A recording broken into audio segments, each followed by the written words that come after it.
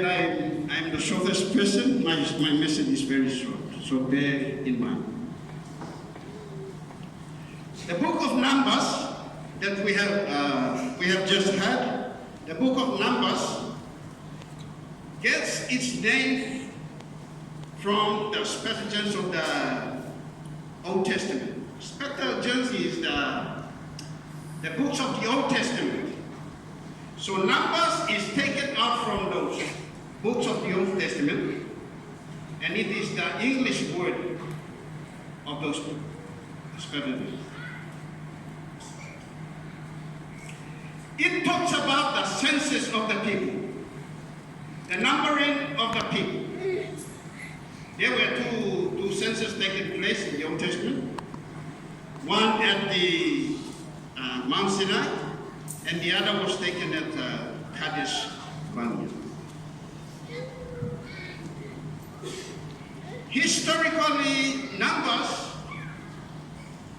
continue where Exodus lived. When we see the history of Israel, Exodus talks about the departing of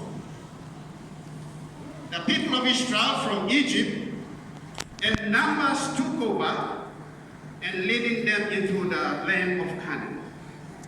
So the book of Numbers is continuing the book of Exodus.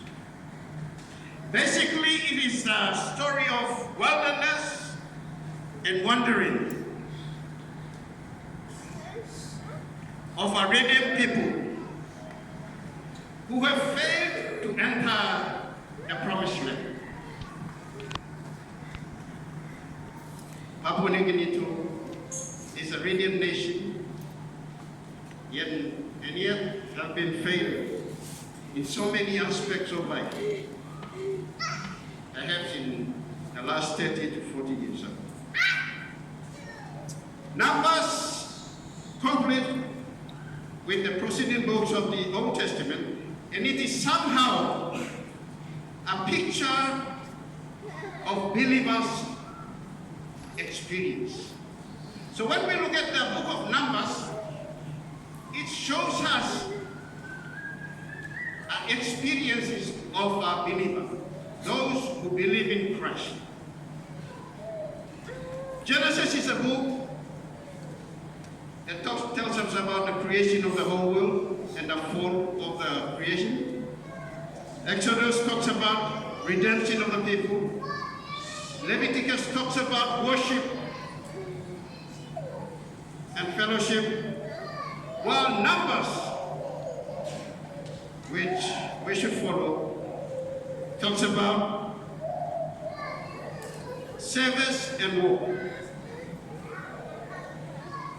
Yes, the book is historical in nature, and the key subject is Israel's preparation for the wilderness journey and for the entrance into the promised land.